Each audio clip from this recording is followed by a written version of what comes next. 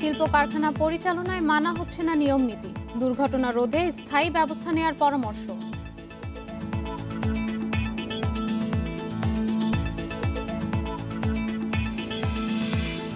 দেশের সব কারখানায় জরুরি তদারকি প্রয়োজন, উন্নত কর্মপরিবেশ নিশ্চিতে সহযোগিতা করবে আইএলও।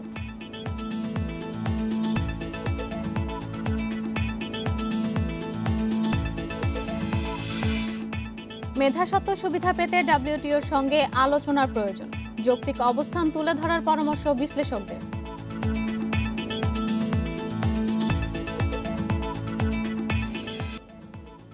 আমন্ত্রণ অর্থনীতি সারাদিনে আপনাদের সাথে আছে আমি ইশরাত সুমা। শুনছিলেন শিরোনাম, জানাবো বিস্তারিত সংবাদ।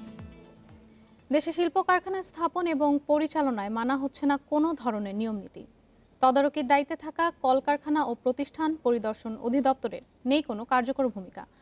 এভাবে চলতে থাকলে একের পর এক দুর্ঘটনা ঘটতে থাকবে বলে মনে করছেন সংশ্লিষ্টরা। দেশে শিল্প কারখানায় সবচেয়ে বড় প্রাণহানির ঘটনা ঘটে সাভারের রানা প্লাজা ধসে। 2013 সালের 24 এপ্রিল ওই দুর্ঘটনায় করুণ মৃত্যু হয় 1136 জন শ্রমিকের, আহত হন কয়েক হাজার শ্রমিক।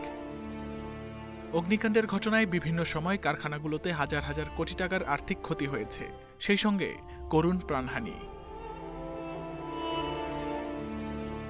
পোশাক খাতের কারখানা সাভারে তাজরিন ফ্যাশনসে আগুন লেগে সর্বোচ্চ প্রাণহানির ঘটনা 2012 সালে। সেই ঘটনায় প্রাণ হারান 112 জন শ্রমিক। এছাড়া পুরান ঢাকার চুরিহাট্টার রাসায়নিক গুদামে আগুনের ঘটনায় মারা যান 78 জন এবং বনানীর এফআর টাওয়ারে অগ্নিকাণ্ডের ঘটনায় নিহত হন অন্তত 26 জন। এতদিন পর্যন্ত পোশাক খাতের বাইরে প্রাণঘাতী অগ্নিকাণ্ডের সবচেয়ে বড় ঘটনা ছিল 2016 সালের গাজীপুরের টাম্পাকো ফয়েলসের কারখানায় বয়লার বিস্ফোরণ। ওই ঘটনায় মৃত্যু হয়েছিল 41 জনের। কিন্তু বৃহস্পতিবার রাতে ঘটে যাওয়া রূপগঞ্জে হাশেম ফুড অ্যান্ড বেভারেজ কোম্পানির কারখানার ঘটনাটি এর চেয়েও বড় আকার নিয়েছে। এখন পর্যন্ত নিশ্চিত হওয়া গেছে 52 জনের মৃত্যুর তথ্য। দেশের বিভিন্ন স্থানে ভবনসহ অগ্নিকাণ্ডের ঘটনা বাড়তে থাকলেও শিল্প প্রতিষ্ঠান স্থাপনের নিয়মনীতিগুলো এখনও কাগজের মধ্যেই সীমাবদ্ধ। তদারকির দায়িত্বে থাকা কারখানা পরিদর্শন অধিদপ্তরেরও নেই কোনো কার্যকর ভূমিকা। তারা ফায়ার সিভিল লাইসেন্স নিয়ে যাচ্ছে, পরবর্তীতে কিন্তু এগুলো কমপ্লাই করে না। আসলে ফায়ার ব্রিগেড সিভিল ডিফেন্স কিন্তু একটা অনেক পুরনো সংস্থা, কিন্তু সেই অনুযায়ী কিন্তু বর্তমান পরিপ্রেক্ষিতে যে এটা সক্ষমতা বাড়াতে হবে, বিশেষ করে যে প্রিভেন্টিভ মেজার করে অ্যাকশন নেওয়ার জন্য আগুন যেন না লাগতে পারে, সেই অনুযায়ী কিন্তু তাদেরকে রেগুলার ইন্সপেকশন করতে হবে। ফায়ারের যে ন্যূনতম যে ধরনের কোয়ালিটি থাকা দরকার ছিল কিছুই নাই, তাহলে কিভাবে এত বড় ফ্যাক্টরি একটা চললো? এটা দেখভালের দায়িত্ব কার? এই এতগুলো যে মানুষ মারা গেল, 52 জন মারা গেল, শুধু কি আমি 50,000 1 লাখ টাকা দিলেই কি রাষ্ট্রের দায়িত্ব এখানে সেরে যায়? অসচেতনতা, অনিয়মের কারণে ঘটে যাওয়া এসব দুর্ঘটনায় জড়িতদের দ্রুত বিচার নিশ্চিত করার সাথে সংশ্লিষ্ট তদারককারী প্রতিষ্ঠানগুলোর কার্যক্রম বেগবান করার পরামর্শ দিচ্ছেন সংশ্লিষ্টরা। নইলে ভবিষ্যতে এ ধরনের দুর্ঘটনা ঘটতে থাকবে বলে সতর্ক করেছেন তারা। Shamim Ahmed, independent News, Dhaka. নারায়ণগঞ্জের রূপগঞ্জে হাশেম ফুডসের আগুনে পোড়া 6তলা ভবনটি যেন বন্দিশালা। প্রতিটি তলায় খোপ খোপ করে জিআই নেটের বেড়া দিয়ে ঘেরা ছিল। তালা দেয়া এসব খোপে কাজ করতেন শ্রমিকরা।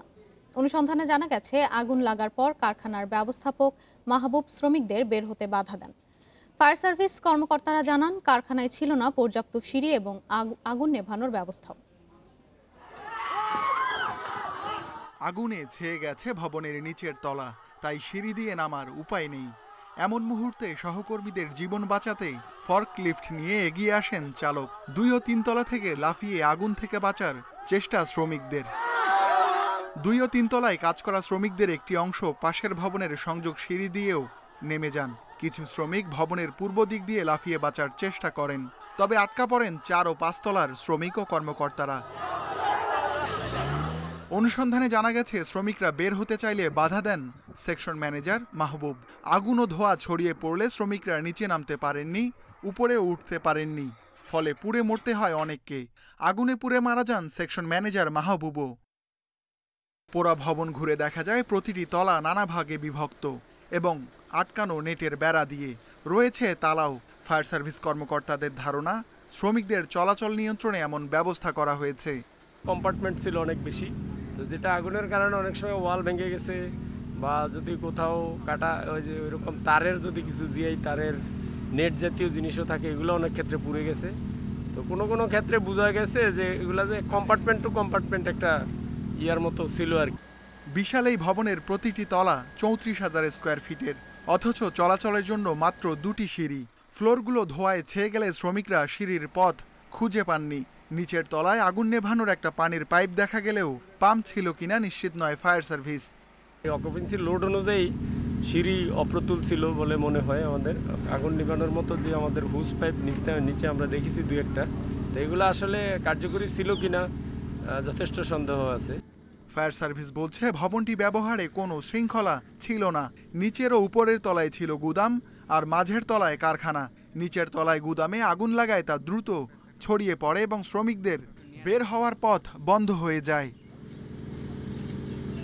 এই ঘটনায় নিজের দায় অস্বীকার করেছেন কারখানা মালিক আবুল হাশেম। কিন্তু বিশাল এই ভবন তিনি যেভাবে নির্মাণ ও ব্যবহার করছিলেন তাতে অনেক গুরুত্বপূর্ণ নিয়মকানুনই উপেক্ষিত থেকেছে, যার পরিণতি বহু মানুষ আগুনে পুড়ে ছাই। ফায়ার সার্ভিস কর্মকর্তারা বলছেন নিয়মকানুন মানলে মৃত্যুর মিছিল এত দীর্ঘ হতো না। Ruhul Amin, independent news, Rupganj, Narayanganj. শ্রমিকের কর্মপরিবেশ নিরাপদ করতে দেশের সব কারখানায় জরুরি তদারক করা প্রয়োজন বলে মন্তব্য করেছে আন্তর্জাতিক শ্রম সংস্থা আইএলও। নারায়ণগঞ্জের রূপগঞ্জে হাশেম ফুডস লিমিটেডের কারখানায় আগুনে 52 জনের মৃত্যুতে এ বিবৃতি দিয়েছে সংস্থাটি। শনিবার এক বিবৃতিতে আইএলও বলে, হাজার হাজার শ্রমিক দিনের বেশিরভাগ সময় কারখানায় কাটান। কারখানাগুলো বিল্ডিং কোড মেনে নির্মিত হয়েছে কিনা এবং পরিচালনার ক্ষেত্রে নিয়মকানুন মানা হচ্ছে কিনা তা সরকারের সংশ্লিষ্ট কর্তৃপক্ষ ও কারখানা মালিকদের খতিয়ে দেখা দরকার। পোশাক খাতের বাইরের অন্যান্য কারখানায় উন্নত কর্মপরিবেশ নিশ্চিতে পদক্ষেপ নেওয়া হলে আইএলও সহযোগিতা করবে বলে বিবৃতিতে উল্লেখ করা হয়। সংস্থাটি মনে করে হাশেম ফুডস লিমিটেডের কারখানায় আগুনে 52 জনের মৃত্যুর ঘটনার পর সারা দেশের শিল্প কারখানা নিরাপদ কর্মপরিবেশ নিশ্চিতে যেসব ঘাটতি রয়েছে তা পূরণের সব পক্ষের জোর চেষ্টা থাকবে।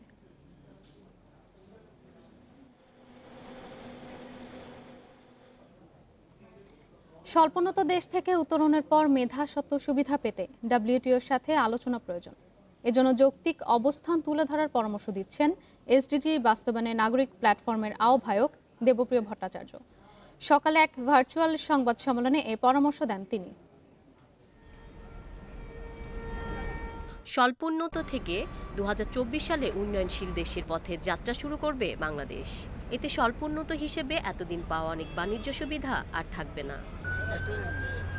কিন্তু করোনার কারণে ক্ষতিগ্রস্ত অর্থনীতি, ব্যবসা বাণিজ্য। এই পরিস্থিতিতে উন্নয়নশীল দেশে উন্নীত হওয়া দেশগুলো স্বল্পোন্নত দেশের বাণিজ্য সুবিধা 12 বছর বহাল রাখার দাবি জানিয়ে রেখেছে বিশ্ব বাণিজ্য সংস্থার কাছে। আগামী 26 ও 27 জুলাই সুইজারল্যান্ডের জেনেভায় বিশ্ব বাণিজ্য সংস্থার সাধারণ পরিষদের সভায় এ নিয়ে আলোচনা হবে। বাণিজ্য সুবিধা বহাল রাখার ক্ষেত্রে বাংলাদেশকে যৌক্তিক অবস্থান তুলে ধরার পরামর্শ দিচ্ছেন বিশ্লেষকরা। যে সমস্ত বড় বড় দেশগুলো আছে, ফ্রান্সে, প্যারিসে ইত্যাদি, এদের আমাদের আরো বেশি অ্যাক্টিভ করা দরকার, যাতে করে ওনারা ওই দেশের থেকে যদি সংকেতগুলো, রাজধানী থেকে সংকেতগুলো নিয়ে আসতে পারে, তাহলে জেনেভাতে এই সিদ্ধান্ত নেওয়া অনেক সহজ হয়। স্বাস্থ্য খাত সম্পর্কিত উৎপাদন ও প্রযুক্তির ক্ষেত্রে 3 বছরের জন্য মেধাস্বত্বে ছাড়ের ওপর জোর দিচ্ছে কয়েকটি দেশ। বাংলাদেশকেও বিষয়টি গুরুত্বের সঙ্গে নেওয়ার পরামর্শ দেওয়া হচ্ছে। ফার্মাসিউটিক্যাল ইন্ডাস্ট্রি তার আন্তর্জাতিক অ্যাসোসিয়েশন আছে তো, এবং সেই আন্তর্জাতিক অ্যাসোসিয়েশন, ইন্টারন্যাশনাল চেম্বার অফ কমার্সের মতো প্রতিষ্ঠান ইত্যাদির মাধ্যমে যদি তাদের নিজ নিজ দেশের রাষ্ট্রকেও বুঝাতে পারে, তাহলেও এটার উপকারী হবে। নতুন পরিস্থিতির সঙ্গে খাপ খাইয়ে নেওয়ার জন্য নতুন নীতি নেওয়া প্রয়োজন বলে মনে করছেন বিশ্লেষকরা। Irin Khatun, Independent News, Dhaka. Bangabandhu satellite 2 এর মাধ্যমে দেশের ফসল ও সমুদ্র সম্পদের সুরক্ষা, বন্যা পরিস্থিতি পর্যবেক্ষণ ও সীমান্ত নিরাপত্তা নিয়ন্ত্রণ করা যাবে। এই স্যাটেলাইটের প্রকৃতি নির্ধারণে এরই মধ্যে স্যাটেলাইট কোম্পানি বিএসসিএল এর কাছে প্রতিবেদন জমা দিয়েছে পরামর্শক প্রতিষ্ঠান। দ্রুত চূড়ান্ত সিদ্ধান্ত নেওয়া হবে বলে জানিয়েছে কোম্পানির চেয়ারম্যান। বর্তমান মেয়াদেই বঙ্গবন্ধু স্যাটেলাইট 2 মহাকাশে পাঠাতে চায় সরকার। এজন্য এরই মধ্যে কাজ শুরু করেছে Bangladesh satellite company limited BSCL. গত জানুয়ারিতে বঙ্গবন্ধু স্যাটেলাইট 2 এর ধরন নির্ধারণের জন্য ফ্রান্সের পরামর্শক প্রতিষ্ঠান প্রাইস ওয়াটার হাউস কুপার্স PwC-কে নিয়োগ দেয় BSCL। এরই মধ্যেই প্রতিবেদন জমা দিয়েছে প্রতিষ্ঠানটি। এটা কি শুধু কমিউনিকেশন স্যাটেলাইট হবে না অন্য কোনো ধরনের স্যাটেলাইট হবে? তো ওদের কাজের ধরন দেখে আমাদের যেটা মনে হয়েছে যে এটা কমিউনিকেশন স্যাটেলাইট হবে না, কারণ আমাদের অলরেডি কমিউনিকেশন স্যাটেলাইট আছে এবং এর অনেক ক্যাপাসিটি পড়ে আছে, ব্যবহার এখনও হয়নি। তো ওইটা যতদূর সম্ভব আমার যেটা ধারণা ওটাকে বলে আর্থ অবজারভেশন স্যাটেলাইট, অর্থাৎ উপর থেকে ওরা পৃথিবী পৃষ্ঠকে দেখবে। তিনি আরও জানান, ফসল ও সমুদ্র সম্পদ রক্ষায় ভূমিকা রাখায় অর্থনীতিকে আরও বেশি সমৃদ্ধ করবে বঙ্গবন্ধু স্যাটেলাইট 2। বন্যার পানি কেমনভাবে হচ্ছে, কেমনভাবে কোন জায়গায় প্রভাব ফেলবে, কিংবা আমাদের বাংলাদেশের ফসল উপর থেকে দেখতে পারবে যে কোনো এলাকায় ফসল ঠিকমতো হচ্ছে কিনা, কিংবা ওইখানে কোনো পোকা ধরেছে কিনা মাইলকে মাইল, ওই সমস্ত জায়গা উপর থেকে দেখতে পারবে।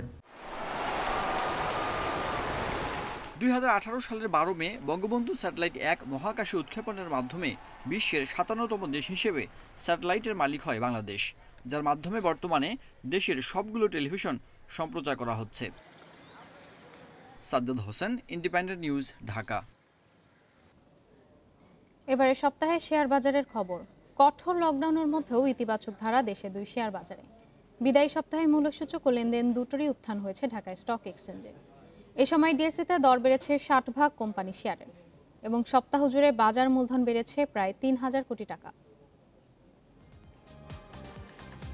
কঠোর লকডাউনের প্রথম সপ্তাহেই ইতিবাচক ধারা ঢাকার শেয়ার বাজারে। সপ্তাহ জুড়ে ডিএসইএক্স সূচক বেড়েছে 62.29 পয়েন্ট, অবস্থান করছে 6212 পয়েন্টে। মূল্যসূচকের পাশাপাশি সপ্তাহ জুড়ে 14 ভাগ বেড়েছে লেনদেনের পরিমাণ। পুরো সপ্তাহে ডিএসইতে লেনদেন হয়েছে 6410 কোটি 70 লাখ টাকার শেয়ার, যা আগের সপ্তাহ থেকে 786 কোটি টাকা বেশি। হাতবদলে অংশ নেওয়া 380টি কোম্পানি ও মিউচুয়াল ফান্ডের মধ্যে দর বেড়েছে 230টি, কমেছে 136টির এবং অপরিবর্তিত রয়েছে 10টি প্রতিষ্ঠানের শেয়ার দর। গেল সপ্তাহে সবচেয়ে বেশি লেনদেন হওয়া প্রতিষ্ঠানের তালিকার শীর্ষ অবস্থান ধরে রেখেছে বেক্সিমকো লিমিটেড, দ্বিতীয় লাফার্জ হোলসিম এবং তৃতীয় অবস্থানে রয়েছে কেয়া কসমেটিক্স। সপ্তাহ জুড়ে দর বৃদ্ধি তালিকার শীর্ষ অবস্থানে উঠে এসেছে সোনালী লাইফ ইন্স্যুরেন্স, দ্বিতীয় রেনউইক জঞ্জেশ্বর এবং তৃতীয় অবস্থানে ইন্টারন্যাশনাল লিজিং অ্যান্ড ফাইন্যান্স। অন্যদিকে সপ্তাহের ব্যবধানে চট্টগ্রাম স্টক এক্সচেঞ্জে সার্বিক সূচক বেড়েছে 206 পয়েন্ট এবং লেনদেন হয়েছে 286 কোটি 3 লাখ টাকা। Ishrat Suma, Independent News, Dhaka. মে মাসে যুক্তরাজ্যে প্রবৃদ্ধি হয়েছে 0.8%। মূলত করোনার সংক্রমণ প্রতিরোধে নেওয়া বিধিনিষেধ শিথিল হওয়ায় খুলেছে হোটেল রেস্তোরাঁগুলো, যার ইতিবাচক প্রভাব পড়েছে প্রবৃদ্ধিতে। এ নিয়ে চলতি বছরে টানা 4 মাস ইতিবাচক প্রবৃদ্ধির মুখ দেখল যুক্তরাজ্য। অবশ্য মে মাসে যতটা আশা করা হয়েছিল তার চেয়ে কম হয়েছে প্রবৃদ্ধি। এপ্রিলে প্রবৃদ্ধি ছিল 2.3%। ওই মাসে অপ্রয়োজনীয় খুচরা পণ্য বিক্রি ও আতিথেয়তা সংস্থাগুলো ছাড়া বাকি অনেক ব্যবসার জন্য নিষেধাজ্ঞা সহজ হয়েছিল। ফলে 9 মাসের মধ্যে এপ্রিলেই প্রথমে এতটা প্রবৃদ্ধি দেখে দেশটি। তবে অর্থনীতি এখনও করোনা পূর্ববর্তী অবস্থার চেয়ে পিছিয়ে আছে বলছে জাতীয় পরিসংখ্যান অফিস ONS। করোনা পূর্ববর্তী সময়ে প্রবৃদ্ধি ছিল 3.1% মতো।